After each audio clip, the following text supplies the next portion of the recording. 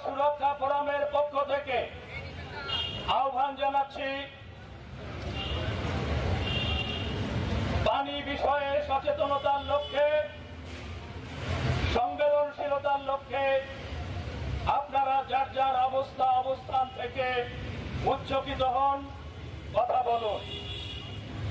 ইতিমধ্যেই আজকের এই পথসভায় বক্তারা বিভিন্ন আহ্বান জানিয়েছেন। তার সাথে আমি যে বক্তব্যগুলো যুক্ত করতে চাই তা হল, জলবায়ু বিপর্যয়ের কারণে উপকূলীয় 23টি জেলা হুমকির সম্মুখীন। ঠিক সেই সময়ে আমরা সুপেয় পানির কথা বলছি। আগস্ট থেকে আগামী 28 আগস্ট পর্যন্ত পানি, নিরাপদ পানি লক্ষ্যে প্রচার ক্যাম্পেইন চালিয়ে যাচ্ছে।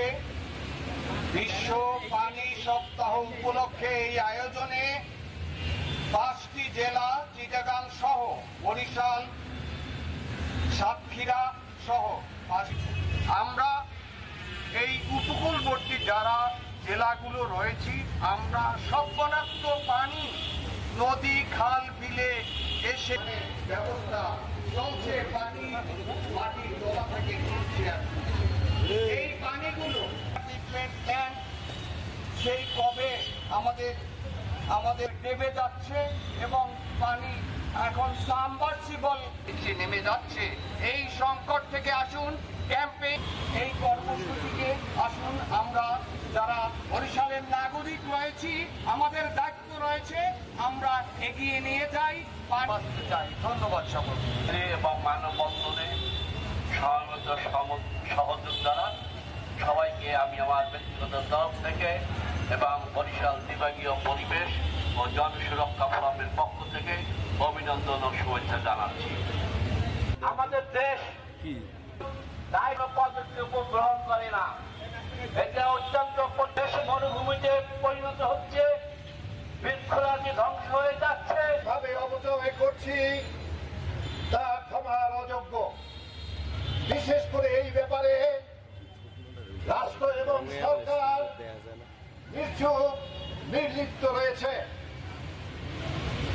এই যে ভূগর্ভস্থ টিউবওয়েল যত্রতত্র ব্যবহার হচ্ছে, সার্ভিসেল বড় পাওয়ার পাম্প ব্যবহার করে মাটির গভীর অঞ্চল থেকে পানি তুলে এনে ওই গভীর অঞ্চলকে ফাঁপা বানিয়ে ফেলছে।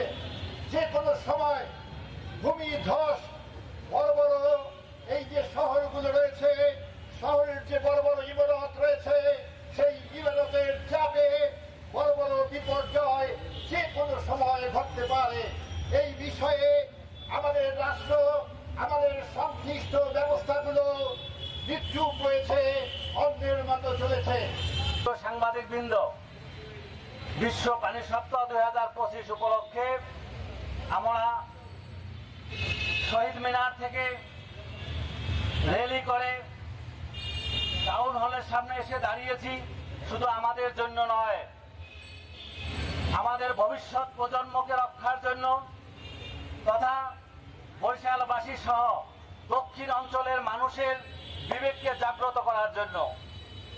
আমরা আপনাদেরকে অবহিত করতে চাচ্ছি যে বাংলাদেশ অনতি বিলম্বেই একটি পানি যুদ্ধের সাথে খাবার কাজের জন্য ব্যবহার করা হয়।